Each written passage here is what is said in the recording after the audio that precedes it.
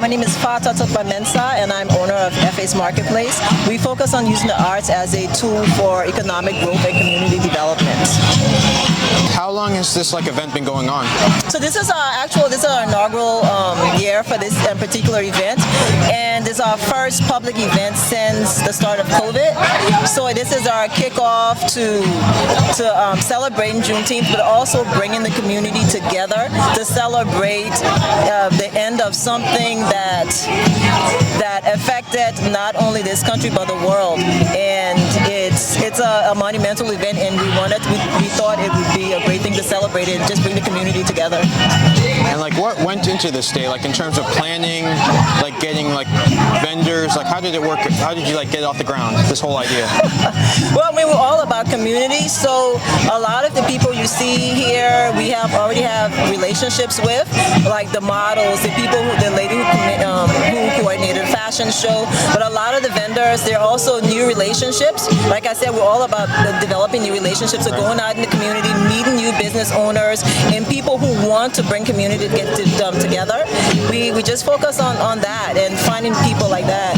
Even as an immigrant, I may not originally be from here, but me being able to be here today, that was something that was made possible because the people who were here, blacks here in this country, their sacrifices, all of that. So I think it's important to celebrate all of their achievements and the sufferings that they went through. And have you been organizing events for a long time, or is this your first year doing it? Oh, FAsMarketplace does a lot of community events. We actually have projects to support, or events to support local communities and businesses as well. So this is something we do. What's your favorite part of this process? Just doing community events, all types of organizing. What's your favorite part?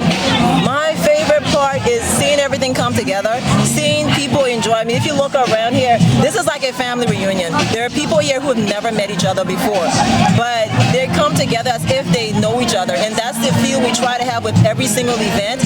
And people who come to our stuff, they tell us they feel like they're a part of something, and that's what we're all about: community, building that community. And what do you guys have in store for the future?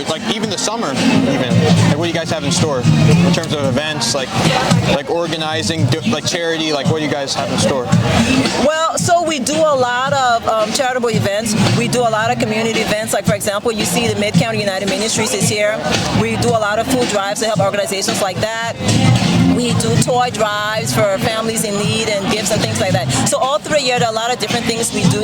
We offer free business coaching to small and micro businesses. So we always are extremely active. It's not always the big events. There are a lot of little things that happen behind doors as well, closed doors as well.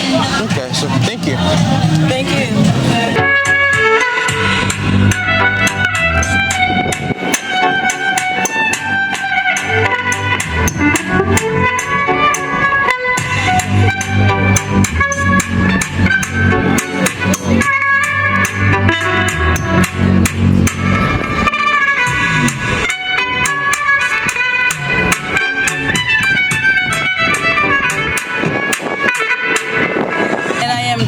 I am the director at St. Paul's United Methodist Child Development Center. And how did you start this center, just helping kids? How did it start, the idea for it? So the center started back in 2006, just to provide a center for people in the community and working families. We start from 6 weeks to 5 years old, and we just provide hands-on learning experiences for the child. So it's different activities throughout the week and the month, so it varies.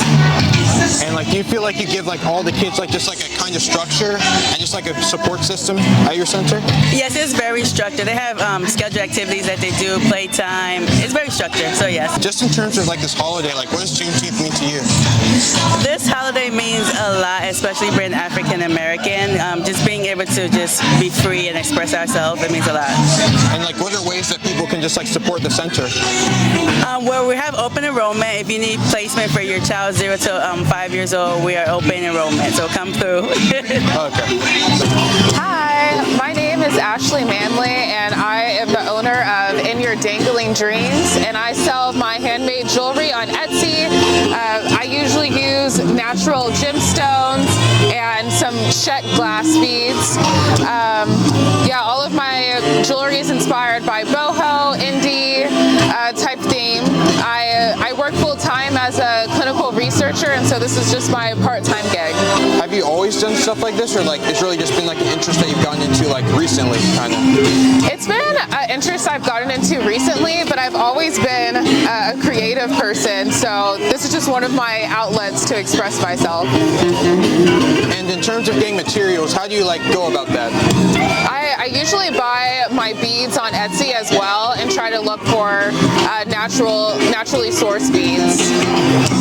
And like, what really goes into like design, or like really just like making yours unique in terms of like just choosing the colors, scheme, everything? Yeah, so I'm mostly inspired by a lot of Pinterest pages, and then I just honestly just look at Etsy shops all the time and get inspiration from them, and the bead stores that I buy my products from, I usually get inspiration from that as well. And like, how have you been like promoting like yourself and like just overall your brand recently? That has been something I need to get better at, but I've been promoting myself on Instagram mostly. I want to branch out into Pinterest as well, but this is my first pop-up shop, so doing more pop-up shops would be another way that I would promote myself.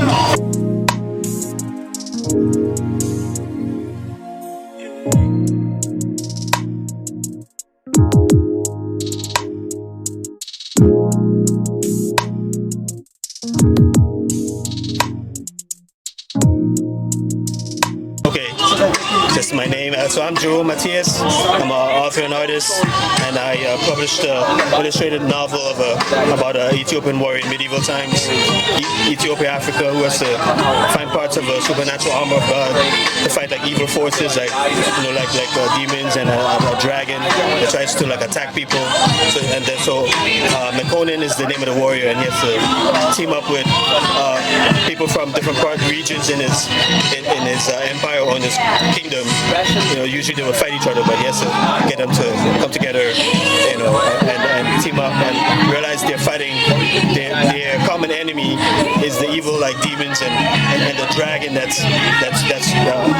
trying to take over their kingdom or their world, their region. So yeah, that's what it's about. You can find me on it's on Amazon. Self-published. I got jigsaw puzzles and I got comic books.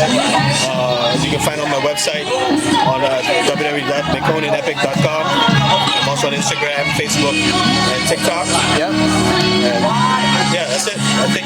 And like, what do you feel like your story offers? Because like, it must be great for like just young Ethiopian kids to see themselves like in comics, like in all this media. Like, just growing up, like, what inspired you to do this, and just like, what do you think like the impact is of like your work, just for like kids like you, like people like you? Yeah, what inspired me was, so when I was growing up, I grew up in the Caribbean, Trinidad and Tobago, and we always heard about Ethiopia in the media and Africa, but it was always like negative.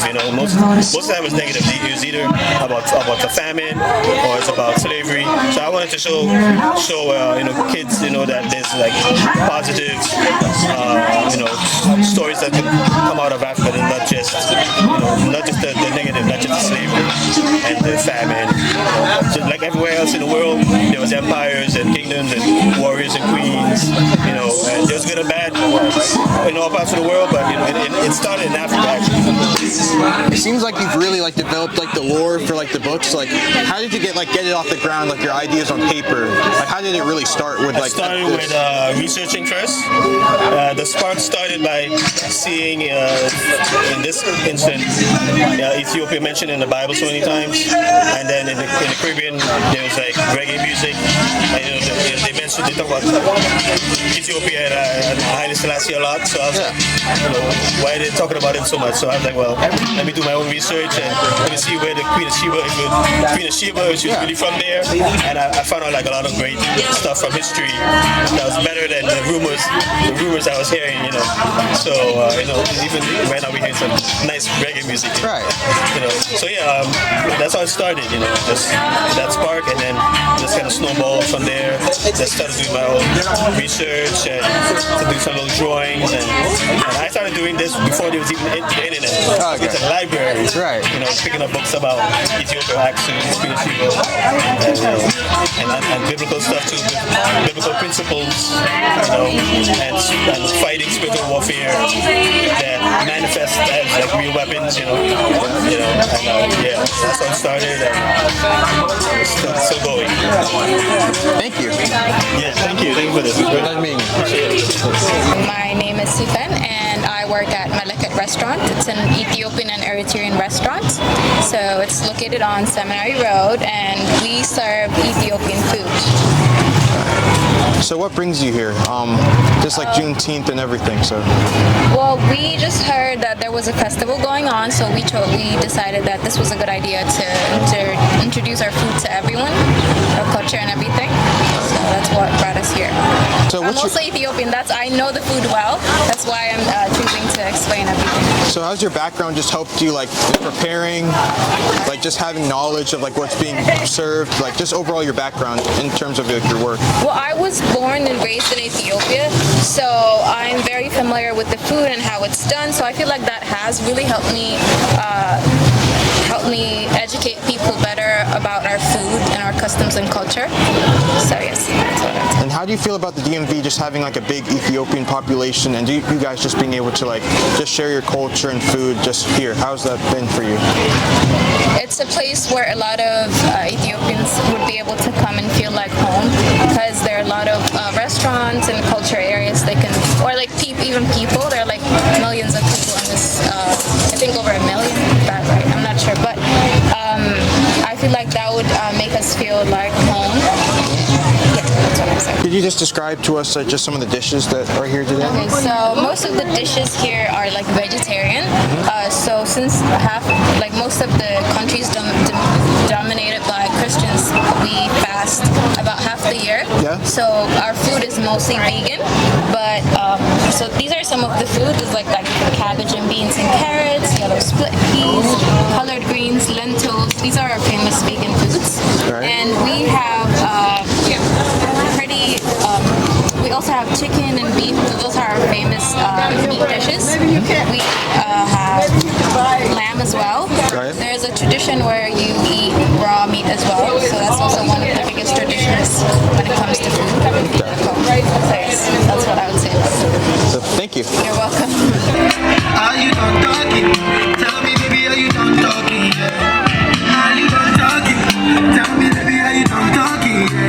My name is Emeka Emmanuel Biamewe. My father is Igbo from Asaba, Delta State. Okay. My mother is actually, she's passed, Ethel Musu Johns. My father is Creole from Sierra Leone, who came to Liberia with the Marcus Garvey movement during the Tubman era. And my mother is from the rich traditional background of the Mendes Vargola. So that's where her name Musu comes from. So I'm a Pan-Africanist. I also have the Caribbean background and the whole 9 yards. So I consider myself a Pan-Africanist, but more Liberian. Yes. Can you speak about Juneteenth from that perspective, from your background, being Pan-African and having that multicultural background? What does Juneteenth specifically mean to you? Realistically, growing up in Liberia with a rich African-American history, I grew up in Caldwell, which is known as a settlement where free slaves left from here and went to. So basically, when you go to Liberia, you find people. There's actually a Maryland, there's a Virginia, there's everything. But Liberia was in 1821, freed men left from here, went to Liberia and found a republic. So we've always been into the American culture because we are the American stepchild. And I grew up in those environments of people who understood what it was like to be free, to come back to Africa. So the celebration of Juneteenth is a celebration of Liberia, which is actually America's stepchild and the motherland. So it's always been a part of our heritage. We lived our life, our whole life. You go to the settlement, you'll be surprised that you see customary the life of the year. We had a president who was the grandnephew of President Hillary Tubman. We've lived the whole life of being Liberian. In fact, I shared this with you all today. Every Liberian president up to the early 1940s was born in the United States of America. The first president, the first Negroes president, African-American presidents in Africa, in the world, were Liberian. Joseph Junior Roberts was born right in St. Petersburg. You can go there. It's a national day, Joseph Junior Roberts Day. So Liberia, growing up in Liberia and coming from what we call the African-American descendants, Conga people, I grew up in that. I can give you a whole narrative from spirituals to food to the whole 9 yards. We are rich in history with the way of life of the African American. So we don't celebrate Juneteenth, but we live Juneteenth. Yes. And we are direct descendants of people from there. We also from the Caribbean. People came from Jamaica. Yeah. The people from Barbados came too. They're from Cruciaville in Liberia, and the history still lives up to today. Liberia is a direct society and descendant of the African American heritage. We celebrate with them. No, that's powerful. That's powerful. I always just think about Africans. I'm Nigerian, immigrant, African immigrant here in the U.S. And I didn't learn about Juneteenth until most recently, And to me now it's like with TANTV, what we do is, we're a media company. We're putting resources out there that caters to the African diaspora. And so an event like a day like today, where we're at the Freedom Festival, is significant for us to cover as a media company and create more awareness about that, that culture mix, right, of American culture, the history of slavery, because we've had a detachment from that history of slavery coming from the continent, and many of us do have that detachment. So when you call America home, you cannot isolate yourself from the history of slavery and everything else in between, But it depends. Yeah. Africans should not deviate from the rich history. Yes. Now, a lot of Africans are coming to America and wanting to be so American and celebrate the American history instead of celebrating our own. Our history is what baked Juneteenth. It's what made the Kwanzaa. Our history is what African Americans are celebrating. But yet and all, we think it's so cool. Like right now you go to Africa, people want to say summer. Come on, we got dry season and rainy season. We don't have summer. You got to understand it. You got to live. We have a history that Africans Americans are clinging back to. But yet we're trying to embrace it because we're trying to make it trendy. How trendy is it when the African Americans are saying we are Africans, but yet I don't think it's even being African American. I think it's trying to be so cool being American. Yeah, just Western culture in general. I think that's where what you're touching on. It's like the way we embraced Western culture. The way we embrace Western things. Almost abandon, or trying to abandon our own culture. I do get your point on that. Which the Yoruba tribe, the Mandinkos, and other have one of the major tribes that free transatlantic slaves came to Americas, and up to today they're still practicing. They're trying to be what they really are, and we're trying to be what we ain't. I'm an African man, trust me, girl. I lived that life. I run with it, and I will remain an African. We would need to have more of a roundtable conversation, bring it to the table. That's why TANTV is here, really. Our goal is to be that media platform that bridges that gap, and media platform that caters to stories like this that are relevant, and not swept under the rug. And the whole story too, like you said, we're not living on the trees, we're not, in huts, and there's no poverty in that, like poverty is everywhere. The colonizer never left Africa. It's like changing the narrative. The Ankara that we use, the blouse, is owned by European companies. They never left. I love that. That's a great soundbite that we're going to get. Thank you so much. Before we go, what do we have here and what products are these? We own a company called the Manja Collection. Okay. As you can see here, these are hand-woven, handmade cloth from Liberia that we urbanized. Before it was just sewn and sat. Now, in the 17th century, before any other material that I don't want to name that has become trendy today, this country cloth, I can tell you, if you go into the World Economic thing from Africa, was the biggest fabric out of Africa. So we have them here, we have fabricated them into tablecloth, and we also have from the Mandinki Malays, we have like the mud cloth, we've done throw pillow covers. And you see different. We just urbanized and we made it chic. It's not like we just not trying to do anything. We added value to them. Yeah. And then we got the handweaves, the arcanic. Everything is done artistically. We got these ones you see here like These are heavy. handbeads. Yeah, see, these are all original handbeads. If I don't wear it, I don't sell it. Yes. Yeah. So these are foot beads. These are all necklaces and stuff. And sets of it. The whole 9-yard hand weight bead. Yes. So we also have the tees, like you see here. Like if you're from Nigeria, I think you know the keke, we call it in Liberia. Oh yes. So you see, we have the molue in Liberia, we call it pimpen. Yeah. So we create. Keke marwa. Yes, we call this in Liberia keke. So we created, we put our culture, like you see I'm wearing on the guy beating drum, we say the guy beating the samba. So we done that to tie down. We also have the AKAs, because my partner is an AKA, we did it with an African woman, the whole 9 yards. And we got suits. So we don't do katan, we call this the kanda suit. Which in Gola, you know the Gola Gishi people from North Carolina? We have a Gola tribe in Liberia. And we call it, we call that the Kanda suits. Kanda suits. Kanda in Gola dialect means royalty, king. So these are all Kanda suits. So we're rich, everything we do, tie and dye, handmade and woven, the Liberian way. We just celebrate in Africa, but mainly Liberia. What about these? These are all scarves, Liberian. These are all the different fraternity colors. So from the different AKAs and the other Ks and the whole 9 yards. Hairbands. You know, this is more like you're wearing a crown. Yes, I love that. I love this. Yeah, you're wearing a crown. Yes, so that's beautiful. So these are artwork from Liberian artists telling a story, the celebration of our own. We just brought a field. These are all top artwork acrylic done by one of the best artists in Liberia. Yeah. You see, everything here is our story. Yeah. Everything. Everything is our story. This is rich. Yes.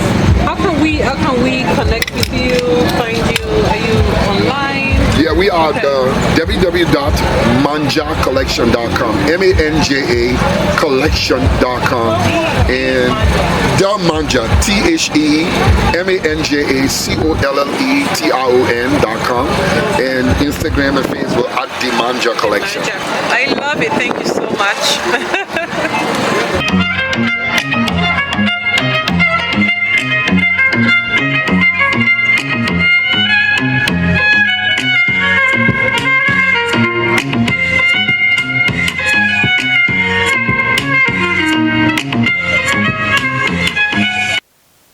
Really gained more visibility in 2021 with the federal law, and just like over the years, what have you seen like its development been? Pretty much just like it becoming more popular, more people celebrating it, more people being aware.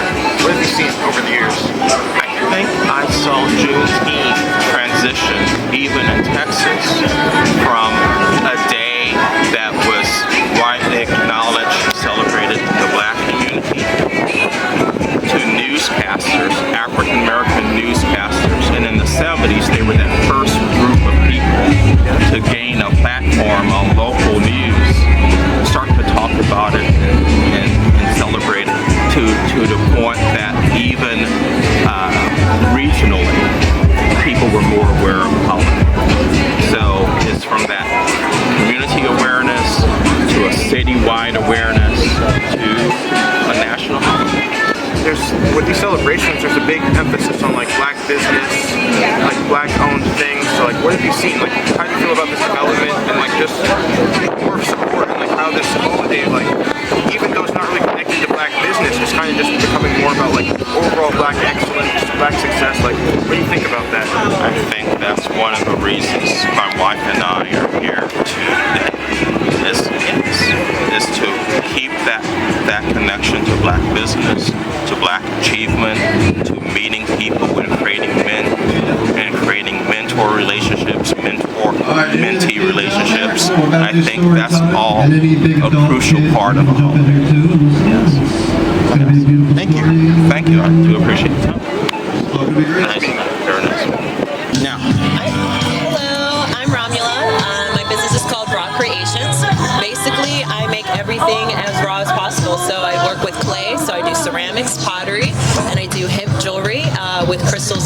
ornaments as well as like ceramic pieces. And I do essential oil products such as essential oil sprays, natural tea soaps, and I just recently got into screen printing, so I've got screen prints too, and some used books.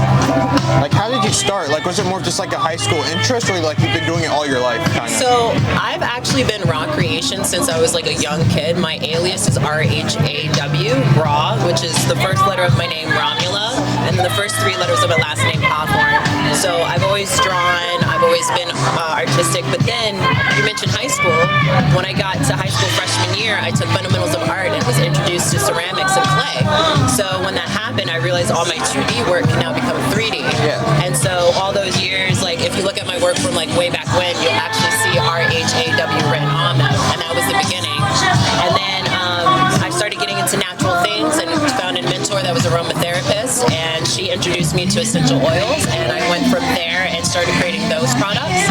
And then, you know, after using the studio at MC for so long, MC to come apart, they offered me to start the fine arts program. So even though I have a bachelor's in psychology right now, I'm actually working on getting my associates in fine arts so that I can turn into art therapy and thus use my artwork and my skills to help others like better the world and better themselves through their behaviors and stuff like that. So that's really how it happened in a nutshell, and it's like what, 20, 15 something years later, and I'm still doing it. So actually, in terms the math is off, but and you make a lot of things. Like, what's your favorite type of product to make, or like piece of art, I should say? probably ceramics. I'm more of a sculptor, but I do throw in the wheel. So a lot of times when I come to my events, you'll see a lot of my cups and bowls. But my main forte are masks. So taking the human anatomy and contorting it to whether if it's a plant spirit or something galactic, just so that anything that I'm creating, when they look at it, they can still see the humanistic aspects of it. And I feel like that actually allows people to like sit back and absorb the work and like kind of like reflect. And so I don't mind if people don't like it, like they can say like it's scary or whatever, but at the end of the day it's like you had an emotional reaction, so whatever that reaction is, it means I did something right as an artist, you know, because whatever my intention is, it's not going to be the same for everyone else. Of course. Yeah. And overall, just like with this event, like what does Juneteenth mean to you? Juneteenth to me, I mean, obviously freedom, you know, like, and also community, you know, like for so long, like not many people knew about this, like certain states and certain places, like, you know, they might have had a small little niche of it, you know, but for it to be such a big thing now nationally known, it's just really just telling the story and not forgetting the history so that we don't make the same mistakes twice. Right. You know, so that's what it basically means to me, and just coming together. Right. Thank you. You're welcome. Thank you. So I'm actually Cuckoo Rose, and I'm here with the Cuckoo's Nest. So that's the name of my business. It's the Cuckoo's Nest LLC, and I sell handmade products where I make some jewelry, waist beads, and earrings, and just different things. And I also have a beauty supply store as well. So. And how did you get started, just like making all these things and like? So actually, I started just from being bored. So that's how I started making jewelry. And then when I opened up my store, I have a beauty supply store, as I mentioned. And when I opened up the store, I didn't have a lot of people coming in through the doors. So I used to get really stressed out. And then I sat there, I started being creative, and I started adding more stuff to my business. So that's how I came up with the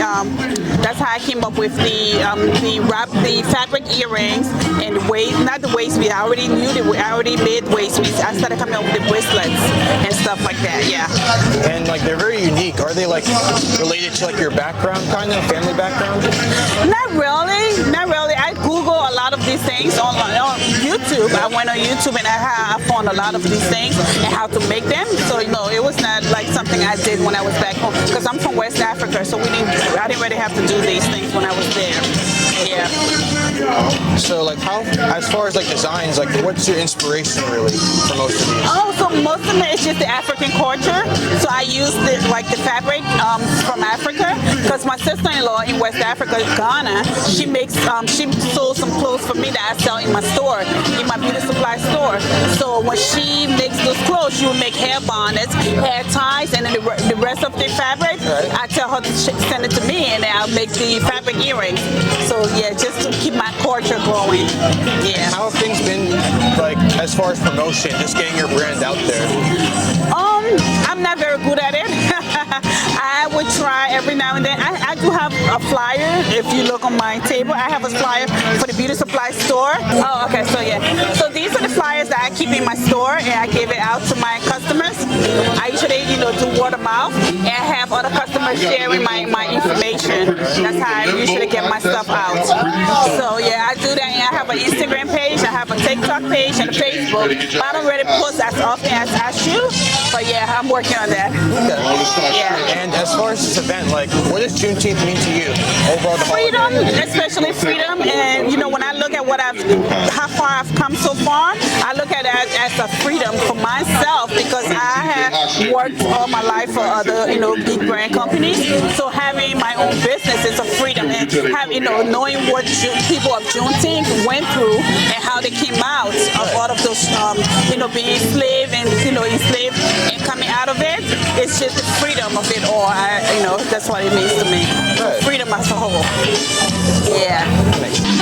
Hey, my name is Anastasia, and I'm originally from Ghana, and I'm the owner of this fashion house called Anateko Designs, and we are based here in Maryland, in Gettysburg, Maryland. We used to have a boutique here in Wheaton, but during COVID we just shut down, and I just joined FATA today for the Juneteenth celebration, and I've been with her, I think, for about 4 years now, because we opened the boutique FAsMarketplace in Wheaton, right downtown here in Wheaton, actually very close by around this neighborhood. And during COVID we shut down, so I've been with her, and then she mentioned that she was doing this celebration, so I joined, and I'm actually being featured in the fashion show today. So what questions do you have for me? So in terms of like promoting, how do you get your brand out there to people?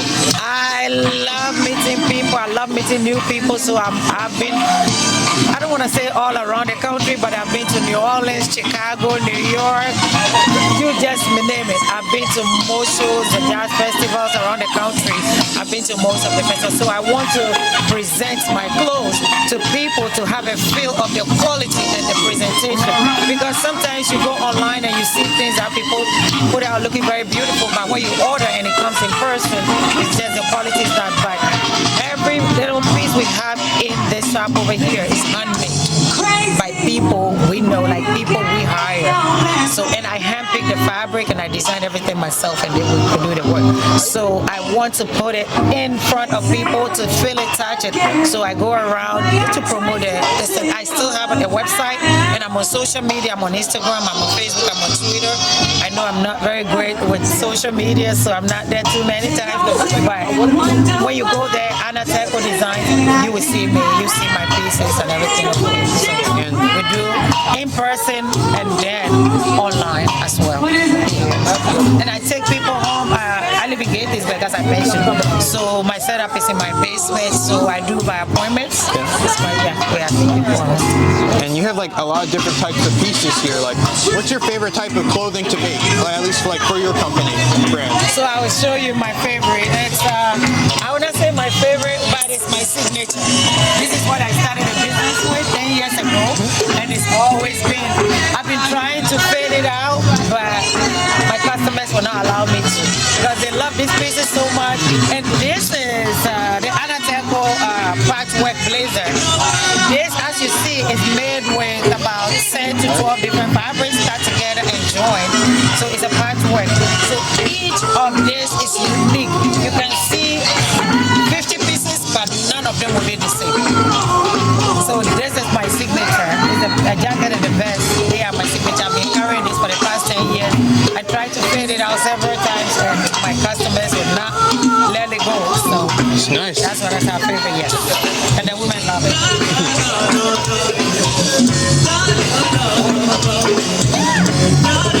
And last of all, like, what would you say Juneteenth, like the holiday, means to you? It's a very important holiday, of course, for people of color, and especially Black people, because it's been here for a long time. Well, I'm an immigrant. I'm originally from Ghana, so what do I know? But we know Juneteenth has been a celebration, but we're very grateful that at least President Biden actually declared us a holiday now. It's a recognized federal holiday now that we are able to celebrate. So it's freedom. No, I won't say just for Blacks, but for everybody. Just like Independence Day for America. So that's what Thank you. And also, also, we'll just. Make you do say anything when you do, they must commend it. I can't come and keep myself. So anything when you do, and they try to do on my way. I can't come and keep myself. Plenty, so far we face. Just to make some money day. But my people gonna say I don't want buy, I don't want die, I don't want payment, I want enjoy, I want job life, I want buy motor, I want build house, I still want to know. Tell me, my nigga, what's it go? G-Wagon, all the Bentley, the Galley, ride the whip, I love it, die for nothing. My nigga, what's it go? G-Wagon, all the Bentley, the Galley, ride the whip, I love it. Different things, them happening, schemes and packaging. In a one night for shows, I'm juggling, flow like the ocean, my boat, I'm paddling. Sharashin up, that's my bro, my family, frozen drinks. When it comes to money, I did concentrate. Make I tell you straight, you are not my mate. If you become shit, I be head of state. But my people then go say I love one bite. I want to let you get involved.